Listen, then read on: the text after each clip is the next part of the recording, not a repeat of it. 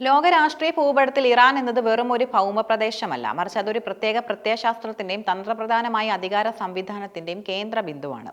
പശ്ചിമേഷ്യയിലെയും ആഗോളതലത്തിലെയും രാഷ്ട്രീയ ചലനങ്ങളെ സ്വാധീനിക്കാൻ ശേഷിയുള്ള ഇറാന്റെ ഭരണകൂടം ലോകത്തിലെ തന്നെ ഏറ്റവും സങ്കീർണമായ നിഗൂഢമായ ഒന്നാണ്. അവിടെ അധികാരം എന്നത് തിരഞ്ഞെടുപ്പുകളിലോ വെറും ഓഫീസ് ഫയലുകളിലോ മാത്രം പരിമിതമല്ല, മറിച്ച് മതപരമായ മേധാവിത്വവും സൈനികമായ കരുത്തും രഹസ്യാന്വേഷണ വിഭാഗങ്ങളുടെ സൂക്ഷ്മമായ ഇടപെടലുകളും ചേർന്ന ഒരു മഹാസംവിധാനമാണ് ഇറാനെ നയിക്കുന്നത്. ഈ സംവിധാനത്തിന്റെ നെടുന്തൂണായി നിൽക്കുന്ന പരമോന്നത നേതാവ് അയത്തുള്ള അലി ഖമേനിയുടെ കുടുംബാംഗങ്ങൾ, പ്രത്യേകിച്ച് അദ്ദേഹത്തിന്റെ മക്കളായ മൊജ്തബ ഖമേനിയും മസൂദ് ഖമേനിയും ആഗോള രാഷ്ട്രീയ നിരീക്ഷകർക്കിടയിൽ വലിയ ചർച്ചകൾക്ക് വഴിയൊരുക്കുന്നു. ഇറാന്റെ അധികാരഘടന മനസ്സിലാക്കാൻ ആദ്യം ആ രാജ്യത്തിന്റെ ഭരണഘടനാപരമായ സവിശേഷതകൾ അറിയേണ്ടതുണ്ട്. 1979 ഇസ്ലാമിക വിപ്ലവത്തിന് ശേഷം രൂപീകൃതമായ ഇസ്ലാമിക് റിപ്പബ്ലിക് ഓഫ് ഇറാനിൽ പരമോന്നത നേതാവാണ് അവസാന വാക്ക്. സൈന്യം, വിദേശ നയം, നീതിന്യായം, മാധ്യമങ്ങൾ എന്നിവയുടെ എല്ലാം നിയന്ത്രണം ഈ പദവിയിലാണ് കേന്ദ്രീകരിച്ചിരിക്കുന്നത്. ഇത്രയും കരുത്തുറ്റ ഒരു പദവിയിലേക്കുള്ള പിൻഗാമിയെ തീരുമാനിക്കുന്നത് അസംബ്ലി ഓഫ് എക്സ്പേർട്സ് എന്നറിയപ്പെടുന്ന മതപണ്ഡിതന്മാരുടെ സമിതിയാണ്. പാരമ്പര്യമായി അധികാരം കൈമാറുന്ന ഒരു രാജഭരണമല്ല ഇറാനെങ്കിലും നിലവിലെ രാഷ്ട്രീയ സാഹചര്യങ്ങളിൽ ഖമേനിയുടെ കുടുംബാംഗങ്ങളുടെ സ്വാധീനം വരാനിരിക്കുന്ന വലിയ മാറ്റങ്ങളുടെ സൂചനയായാണ് വിദേശ മാധ്യമങ്ങൾ വിലയിരുത്തുന്നത്. പരമോന്നത നേതാവിന്റെ മക്കളിൽ ഒരാളായ മസൂദ് ഖമേനി പൊതുവെ മാധ്യമങ്ങൾക്ക് മുന്നിൽ വരാത്ത വ്യക്തിയാണ്. എന്നാൽ അദ്ദേഹത്തിന്റെ നിശബ്ദമായ സാന്നിധ്യം ഇറാന്റെ ഭരണകൂടത്തിൽ നിർണായകമാണ്. ഇറാന്റെ പരമോന്നത നേതാവിന്റെ ഔദ്യോഗിക വെബ്സൈറ്റും അനുബന്ധ സോഷ്യൽ മീഡിയ പ്ലാറ്റ്ഫോമുകളും നിയന്ത്രിക്കുന്നത് മസൂദ് ആണെന്ന് റിപ്പോർട്ടുകൾ സൂചിപ്പിക്കുന്നു. ലോകമെമ്പാടുമുള്ള 5000-ഓളം ഭാഷാ പ്രസംഗങ്ങളും സന്ദേശങ്ങളും കൃത്യമായി വിവർത്തനം ചെയ്യപ്പെടുന്നതും പ്രചരിക്കപ്പെടുന്നതും ഇദ്ദേഹത്തിന്റെ മേൽനോട്ടത്തിലാണ്. പരമോന്നത നേതാവിന്റെ ഓഫീസിനെ ലേസൺ ഓഫീസായി പ്രവർത്തിപ്പിക്കുകയും വിവിധ സർക്കാർ വകുപ്പുകളും നേതാവിന്റെ ഓഫീസും തമ്മിലുള്ള ആശയവിനിമയം ഏകോപിപ്പിക്കുകയും ചെയ്യുന്നതിൽ മസൂദ് വലിയ പങ്കുവഹിക്കുന്നു. പരസ്യമായ രാഷ്ട്രീയ പ്രസംഗങ്ങളെക്കാൾ ഭരണകൂടത്തിന്റെ സാങ്കേതികവും സംഘടനാപരവുമായ കാര്യങ്ങളിൽ അദ്ദേഹം ശ്രദ്ധ കേന്ദ്രീകരിക്കുന്നു. ഇറാനിലെ അധികാര കേന്ദ്രങ്ങളിൽ ഏറ്റവും കൂടുതൽ ഭയഭക്തി ബഹുമാനങ്ങളോടെയും അതേസമയം വിവാദങ്ങളോടെയും കേൾക്കുന്ന പേരാണ് മൊജ്തബ ഖമേനിയുടേത്. രാഷ്ട്രീയ നിരീക്ഷകർ അദ്ദേഹത്തെ ദ ഗേറ്റ് കീപ്പർ അല്ലെങ്കിൽ ദ ഷാഡോ പവർ എന്നാണ് വിശേഷിപ്പിക്കുന്നത്. ഷിയ പുരോഹിതനായ മൊജ്തബ ഖോം സെമിനാരിയിൽ നിന്നും മതപഠനം പൂർത്തിയാക്കി. ഇതൊരു പരമോന്നത നേതാവാകാൻ ആവശ്യമായ അടിസ്ഥാന യോഗ്യതയായി കരുതപ്പെടുന്നു.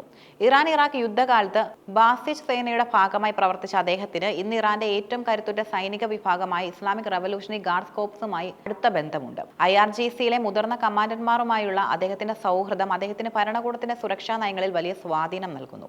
2009 നടന്ന തിരഞ്ഞെടുപ്പിനെ തുടർന്നുണ്ടായ പ്രതിഷേധങ്ങൾ അടിച്ചമർത്തുന്നതിൽ അദ്ദേഹത്തിന്റെ പങ്കുണ്ടെന്ന് പാശ്ചാത്യ രാജ്യങ്ങൾ ആരോപിക്കുന്നു. ഈ ആരോപണങ്ങളെ തുടർന്ന് അമേരിക്കൻ ട്രഷറി അദ്ദേഹത്തിന് ഉപരോധം ഏർപ്പെടുത്തി. തന്റെ പിതാവിനെ കാണാൻ വരുന്ന നേതാക്കളെയും നയതന്ത്രജ്ഞരെയും നിയന്ത്രിക്കുന്നത് മൊജ്തബയാണെന്നും അതുകൊണ്ട് തന്നെ ഭരണകൂട തീരുമാനങ്ങളിൽ അദ്ദേഹത്തിന്റെ അഭിപ്രായങ്ങൾക്ക് വലിയ പ്രാധാന്യം നേടുന്നുവെന്നും നിരീക്ഷകർ വിശ്വസിക്കുന്നുണ്ട്. ഇറാനിലെ അധികാരം നിലനിൽക്കുന്നത് 3 ഘടകങ്ങളുടെ സംയോഗത്തിലാണ്: മതനേതൃത്വം, സൈന്യം, രാഷ്ട്രീയ വരേണ്യവർഗം. മൊജ്തബ ഖമേനി ഈ 3 വിഭാഗങ്ങളെയും ബന്ധിപ്പിക്കുന്ന കണ്ണിയായി പ്രവർത്തിക്കുന്നു. മുൻ parliament speaker Gholam Ali Haddad അദേലിയുടെ മകളെ വിവാഹം കഴിച്ചതിലൂടെ അദ്ദേഹം രാഷ്ട്രീയ എലൈറ്റുകൾക്കിടയിലും തന്റെ സ്ഥാനം ഉറപ്പിച്ചു. അതേസമയം സൈനിക നേതൃത്വവുമായുള്ള അവിശുദ്ധമെന്ന് വിശേഷിപ്പിക്കാവുന്ന ബന്ധം അദ്ദേഹത്തെ ഇറാന്റെ ഭാവിയിലെ നിർണായക ശക്തിയായി മാറ്റുന്നു. ഖമേനി കുടുംബത്തിലെ അംഗങ്ങൾക്ക് നേരിട്ട് അധികാരം ഏറ്റെടുക്കാൻ ഭരണഘടനാപരമായ തടസ്സങ്ങൾ ഇല്ലെങ്കിലും അത് പാരമ്പര്യ ഭരണമെന്ന ആരോപണത്തിന് വഴിവെക്കുമെന്നതിനാൽ അവർ വളരെ ജാഗ്രതയോടെയാണ് നീങ്ങുന്നത്. അലി ഖമേനിയുടെ പ്രായവും ആരോഗ്യസ്ഥിതിയും ചർച്ചയാകുമ്പോൾ ഇറാന്റെ അടുത്ത പരമോന്നത നേതാവ് ആരാകുമെന്നത് ലോകം ഉറ്റുനോക്കുന്ന ചോദ്യമാണ്. മുമ്പ് ഇബ്രാഹിം റെയ്സി ഈ പദവിയിലേക്ക് വരുമെന്ന് കരുതപ്പെട്ടിരുന്നുവെങ്കിലും അദ്ദേഹത്തിന്റെ അപ്രതീക്ഷിത മരണം മൊജ്തബ ഖമേനിയുടെ സാധ്യതകൾ വർദ്ധിപ്പിച്ചിട്ടുണ്ട്.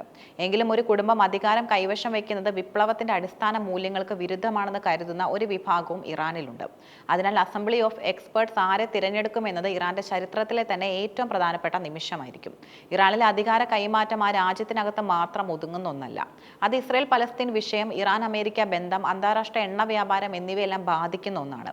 ഖമേനി കുടുംബത്തിലെ അംഗങ്ങൾ ഭരണകൂടത്തിൽ സജീവമാകുമ്പോൾ ഇറാൻ അതിന്റെ കടുത്ത നിലപാടുകളിൽ തുടരുമെന്ന സൂചനയാണ് ലോകത്തിന് ലഭിക്കുന്നത്. മൊജ്തബയെ പോലെയുള്ള ഒരു നേതാവ് അധികാരത്തിന്റെയോ തീരുമാനങ്ങളുടെയോ കേന്ദ്രത്തിലേക്ക് വരുന്നത് ഇറാന്റെ സൈനിക സ്വഭാവം കൂടുതൽ ശക്തിയാക്കിയേക്കാം.